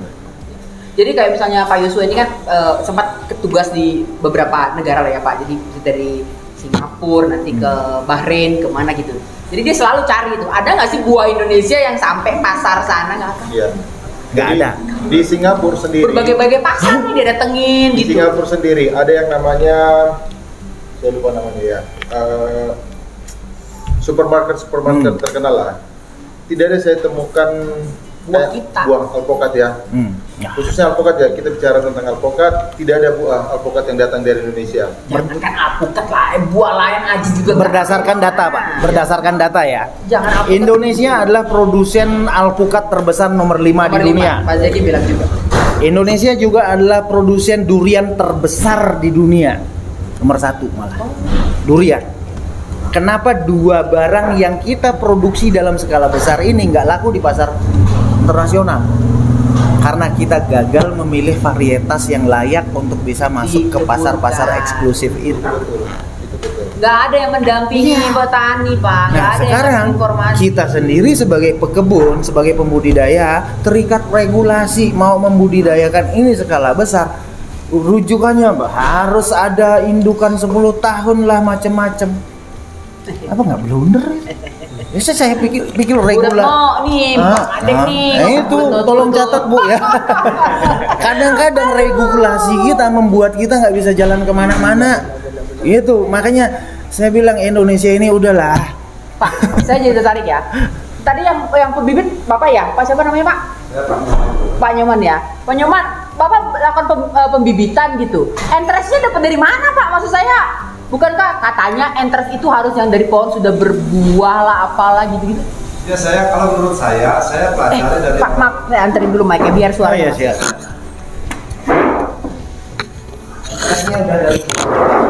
Gitu ya, boleh Bu. Tapi ini masuk YouTube bocor sedikit nggak apa-apa Pak? Ya nggak apa-apa lah. Apa ya? Tapi saya orang bodoh Bu, maaf ya. Cuman ikut ini ngerjain Bu. Orang bodoh tapi Kalau saya pintar. begini Bu, Iya, Pak. kalau sebenarnya saya mempelajari tentang apa namanya itu dari segi pembibitan saya mengawali dulu dari jeruk Bu. Kita mempelajari jeruk, setelah itu kita kan sudah pernah berbudidaya tentang jeruk. Setelah itu saya mempelajari budidaya tentang jeruk, itu membuat bibit jeruk. Itu sebenarnya yang lebih bagus, itu sebenarnya pohon itu yang penting. Ya kita umpamanya contoh aja dulu di jeruk dulu. Jeruknya itu kalau kita membuat bibit itu sebenarnya jeruk itu yang pakai indukan itu sebenarnya enaknya yang belum berbuah. Kalau yang sudah berbuah itu kadangkala dia itu banyak yang stuck karena kecil dia. Karena pohonnya sudah tua. Nah, dari itu kita dapatnya karena kita sekarang ini apalagi masalah interest untuk pengadaan interest di Bali itu sangat susah, sangat sulit kan gitu. Untuk saat ini kita itu sudah dapat untuk penyelesaiannya itu dari pengerjaan bibit. Kalau nggak boleh dibongkar, jangan dibongkar loh Pak. Ini kan saya share ke YouTube tuh semua orang bebas nonton loh. Ya. Kalau ada rahasia yang harus Bapak keep, nggak apa-apa, Bapak boleh keep aja supaya jangan ini. Nah, tapi artinya Bapak 1 juta bibit itu bukan nilai sedikit loh Pak. Ya betul. Tapi kita Berbagi. Kalau saya anggap di rumah saya kita itu kurang lebih 100.000 bibit yang saya kerjakan di Bapak rumah. punya pengrajin bibit ada beberapa orang. Ya. Kalau di rumah saya ada 18 orang pekerja bibit gitu. Jadinya kalau untuk saya sendiri saya komitmen untuk bekerja bibit. Artinya bibit kita itu dari mengawal menyemai biji sampai shielding terus penyambungan itu saya komitmen untuk mengerjakan bibit ini karena masalahnya kita sudah fokus. Nah, mengawali saya itu belum ada pergerakan dari PT ini belum. Saya sudah kerja bikin bibit. Setahun yang lalu saya sudah punya bibit. Alpukat khas? Ya, alpukat as. Saya itu punya keponakan saya dari kerja dia itu di luar negeri. Sekarang umurnya sudah 56 tahun. Sudah mau pensiun dia itu. Dia yang bilang karena saya orang awam, saya orang desa, nggak tahu ilmu juga. Keponakan saya kerja di luar negeri itu. Dia bilang alpukat ini dari dia baru kerja di sana tidak pernah dikalahkan, tidak pernah tergantikan. Kenapa alpukat di Indonesia tidak bisa dikirim ke luar negeri? Karena sistemnya dia itu lokalan, sejenis kementegan, mentega aligator kendil markus itu. Ya. Makanya saya itu jadinya sekarang membuat bibit yang standar internasional. Bapak belum gabung dengan Roda Gila pun Bapak udah bikin bibit. Ya, jual ke siapa waktu itu? Waktu setahun saya udah kita tanam, kita jual sama taninya juga. Sebenarnya baru tahu saya dari Roda Gila saya bukan penjual bibit. Tapi kalau ada yang mau beli saya tetap diladeni. Nah gitu. Makanya saya bukan penjual bibit. Saya penginvestasi bibit. Iya. Dari tahu Roda Gila saya sering-sering ngobrol sama ketua Roda Gila dari sininya seperti komisarisnya sama Pak Derut gitu ya. Gitu. Tapi menarik sih ya, menarik konsep ini menarik yang mudah-mudahan nanti semakin besar. Di Lombok itu sudah ada yang mau join juga ya Pak? Sudah join ya? Sudah mulai nanam. Oh sudah nanam. Berapa besar di sana Pak? Sekitar 1.000 hektar. Yang besar. 1.000 hektar kita baru kirim bibit perdana kemarin ada 1 truk. 1 truk. 1 hektar lah kita coba untuk mulai. Maaf Pak. Ya. Jadi di Lombok sudah tanam? Sudah mulai tanam kita. Bapak kirim orang untuk nanam? Nah, kita pakai petani di sana. Jadi Roda Gila konsepnya inti plasmanya itu ada di Bali dan membuat plasma di setiap provinsi, nantinya di seluruh Indonesia. Jadi anak perusahaan kita yang sudah kita kembangin di setiap provinsi. Jadi plasma itu gimana sih? Apa sih Pak arti plasma ini Pak? Biar teman-teman lebih jelas ya yang nonton ya. Jadi apa gini, plasma ini? Di daerah yang jauh dari tempat kita di Bali kita buat plasma. Jadi plasma itu yang akan ngurus di satu wilayah tertentu. Dia harus mandiri bibit, mandiri proses. Jadi dia akan ngurus, dia sebagai koordinatornya Korlap. Koordinator Korlap. Ya. Jadi di luar Bali kita akan split dana yang biasanya kita kasih ke petani, kita split lagi 5% untuk ini plasma. Plasma ini Bapak yang masih biayain atau Semuanya independen? Semuanya independen. Semua independen. Dia akan dapat hasil 5% dari kebun yang di bawah plasma mereka. Jatahnya Korlap? Bukan, jatahnya petani kita ambil. Lahan 35 kita makanya turunkan. tadi Bapak bilang kalau di luar Bali 60%. Saya mau tahu banget ya, sampai detail-detailnya saya tanyain ya Pak. Luar Bali jatah lahan diturunkan jadi 25%. Teman-teman sorry ya, kita biasa kalau di kebun ya kan. Nah, oke. Semua mandiri dan hal itu yang akan membuat perusahaan tidak terbebani ya Pak. Jangan di depan biayanya udah bengkak, betul ya? Jadi makanya semua mesti mandiri. Kalau semua mandiri dibayar pada saat sudah ada hasil. Ada satu hal yang harus dipikirkan dalam sistem ini, Bu. Karena kalau semua dibiayakan lama-lama tidak akan pernah berhasil. Betul, setuju saya Pak. Ya, kenapa tidak berhasil? Karena semua sudah lunas terbayar. Contoh, petani kalau kita gaji mereka begitu dapat uang tidak mau tahu. Bukan urusannya mereka lagi. Karena mereka sudah dibayar lunas, bekerja sesuai dengan apa yang mereka terima uang. Benar kan? Betul. Ya, tapi kalau mereka mengharapkan hasil di kemudian hari, mereka harus bekerja ikhlas. Dia bekerja tanpa dibayar, begitu ada hasil dia akan dibayar lebih. Jadi beda. Di luar negeri gini Pak? Tidak ada. Di luar negeri kan kebanyakan corporate. Model ini yang kami dari konsep peternakan, tapi kami rubah konsepnya menjadi perkebunan. Tapi ada di luar negeri kayak gini? Ada, besar malah menguasai dunia itu. Di mana tuh Pak? Di Australia. Australia, Ya. peternakan. Ya, dengan konsep peternakan dia pakai, sudah perusahaannya dia wadahnya padahal malah koperasi, tapi sudah mendunia dia. Dia di bidang susu, daging. Saya berarti konsep seperti ini proven, itu yang saya mau. Makanya kan saya TM-in di Ya, situ. maksud saya itu loh Pak. Jadi saya modifikasi. konsep kayak gini proven selama semua orang berperan sesuai dengan perannya masing-masing Iya. dan komitmen terus Iya. gitu loh.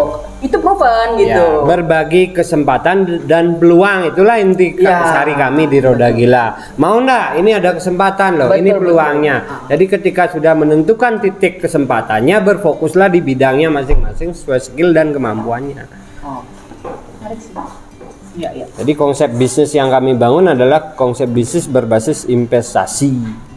Jadi tidak ada yang menggaji, semuanya akan dapat hasil maksimal ketika masing-masing yang berperan di bidangnya maksimal juga melakukan teknik-tekniknya. Jadi ini sekarang belum ada uangnya ya Pak? Belum ada duitnya nih, betul ya? Belum. Sekarang belum ada uangnya. Jadi memang itulah investasi tadi. Artinya masing-masing harus punya sumber uang dulu dong untuk kehidupan keluarga masing-masing ya. Ya. Jangan bukan ngandelin di sini dulu, Iya, betul ya? Saya sukses gitu ya. itu tidak ada yang mudah. Sukses Ya. itu penuh Ya, perjuangan, ya. pengorbanan. Itu intinya kami di Roda Gila. Jadi tidak semuanya gampang. Jadi kalau mau sukses, apalagi sukses dikejar-kejar duit itu gampang, itu Semua mau. semua mau. Sukses itu identik dengan pengorbanan, perjuangan. Ya, ya. Ayo kita berjuang bersama-sama, berkorban dulu bersama-sama untuk tujuan apa? Akhir kita adalah perubahan. Yang namanya perubahan pasti akan membawa kita ke arah lebih baik. Ya, sebenarnya kalau ini bisa dilakukan ya, ya itu pertanian Indonesia pasti akan lebih baik sih Pak. Iya. Kalau menurut saya ya. Asal semua orang yang sudah ngambil bagian di sini ya, contoh Iya. petani ya, komitmen lah lakukan bagianmu gitu Iya. kan. Korlapnya lakukan bagianmu, manajemen lakukan bagianmu gitu kan. Supaya betul-betul nanti hasilnya ada, berhasil. Oke. Jadi itu tantangannya Bu. Tantangannya di roda gila. Tapi kayaknya nggak gampang loh Pak itu. Tidak semudah apa yang kita Tapi nggak gampang itu saya yakin. Karena ini rame banyak orang, banyak kepala, ya kan Pak? Iya, benar. Banyak tingkah laku, banyak Iya. attitude. Nggak gampang ini saya rasa. Iya, memang itulah bagaimana kemampuan kita tetap istilahnya komitmen, sabar dan komitmen untuk bagaimana terus mengerucutkan konsep ini menjadi Untuk bisa berhasil ya. Iya, Pak Slamet gini, 300 hektar sudah ditanam dalam jangka waktu 1-2 tahun ini, 1 tahun lah, 1 tahun lewat gitu. Dari kerjasama yang Bapak lakukan ini, semuanya on the track atau ada yang keluar jalur? Kita baru para berjalan, petani kita ini? kita baru berjalan 1 tahun ya. Oke, setahun, dari 2021 sampai sekarang hampir satu tahun lebih lah. Ya. Yang pasti dalam proses 1 tahun ini babak belur. Bapak belum. Babak belur. Apanya Bapak belum? Duitnya bagaimana nih? Semuanya, kegiatan budidayanya, pendataannya, perilaku petaninya, perilaku korlapnya, perilaku profitnya, termasuk perilaku kitanya juga. Oke. Ya, semua. Jadi gini, proses mendirikan sebuah usaha seperti ini saya belajar banyak dari Pak Made ya, Pak Made Gandre. Ini seperti orang mendirikan rumah. Ya memang pada saat kita merencanakan membangun rumah, ya halaman itu akan berantakan dulu. Dari situ kita kemudian akan menemukan permasalahan-permasalahan, kendala-kendala, tantangan-tantangan. Kita lakukan evaluasi terus. Yang sama, apalagi proses budidaya dengan melibatkan begitu banyak kepala seperti Ibu sampaikan tadi, ya pekerjaan saya akhirnya di manajemen bukan kami ya. Adalah bukan membudidayakan tanaman saja, ternyata pekerjaan saya adalah membudidayakan manusia. Manusia dulu ya Pak. Iya. Apa yang sifat yang paling arogan? Oh. Arogansi, ego, Kaku juga kaku ego, bahwa keterbatasan pengetahuan, kebiasaan untuk perilaku yang dari- sudah turun temurun, ya, primitif boleh dibilang lah banyak. Jadi Itu paling ya bikin-bikin ya Pak. Banyak teman-teman ini perilaku berpikir tradisional kita mau rubah ke berpikir cari modern untung ini yang sendiri, kayak Oh. gitu. Ya kan? Terus kalau ada, let's say dari sisi petani lah yang kayak gitu, Ya kita benar. udah dibilangin sekali berkali-kali, nggak mau Saya gitu gimana? sederhana aja, kalau memang mereka nggak mau on the track dengan kita, well, next, skip, why not? Lepas lah ya. Iya, mau berjalan sendiri-sendiri silakan. Suatu saat nanti Anda temu masalahnya sendiri, ya hadapin. Oke. Tapi bibitnya dia tanam Pak. Ya kalau yang sudah kita tanam bibit ya kita akan cenderung proper untuk bibit tersebut terpelihara dengan baik. Tapi kalau sebelum ada penanaman mereka nggak mau berubah, skip. Oh. Misalnya gini, Ini menarik loh, karena memang manusia itu yang paling sulit loh Pak. betul, membudidayakan manusia itu pekerjaan paling sulit sebenarnya. Jadi gini, Konsistensinya ya. betul. Di awal ngomongnya iya, berikutnya apa terus-terusan ya kalian iya, kan gitu. Itu gini.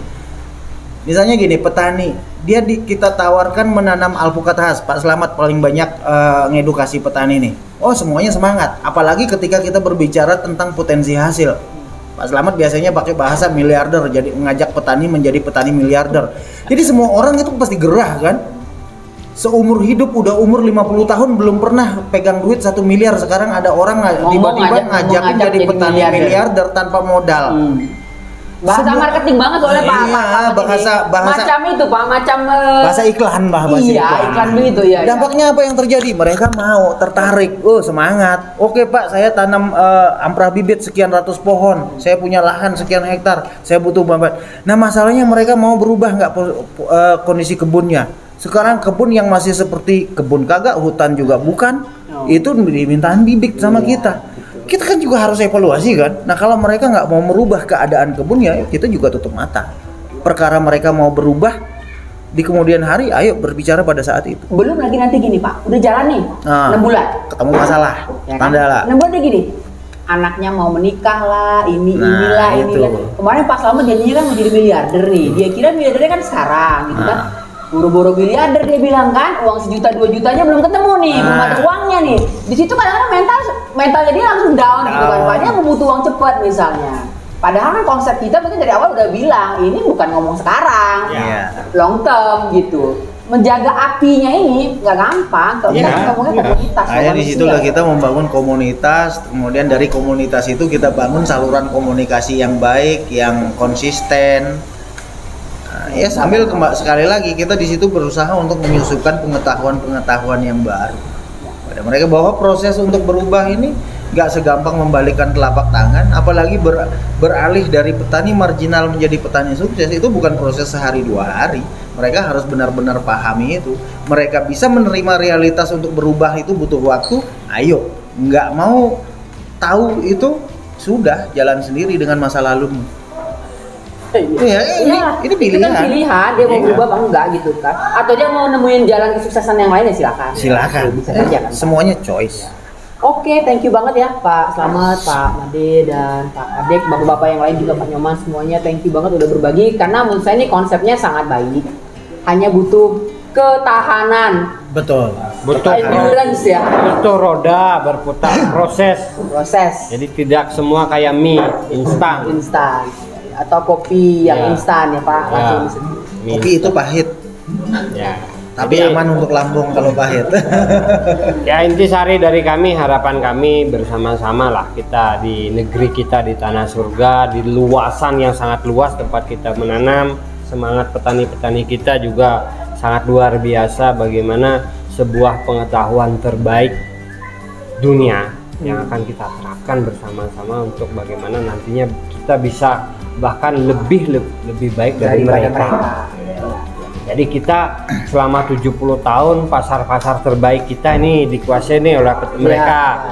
Jadi ayo itu kita rebut dulu. Nah setelah yang merebutnya, ayo kita kuasai mereka. Berbaliklah dengan tanah surga kita. Ya, sekarang ada buah, boleh nggak kita review ya? Nah, kita review ya. Ini lanjut aja ya, ini tinggal ikat. Langsung aja, biar nggak lama. Teman-teman, terima kasih sudah mengikuti video ini ya, cukup panjang, sekitar 1,5 jam. Untuk video yang part 1 ini kita sudahi di sini dulu. Untuk review buahnya kita akan posting sebagai video berikutnya. Terima kasih teman-teman ya, semoga apa yang kami sampaikan menjadi inspirasi bagi kita semua. Sampai bertemu di video selanjutnya.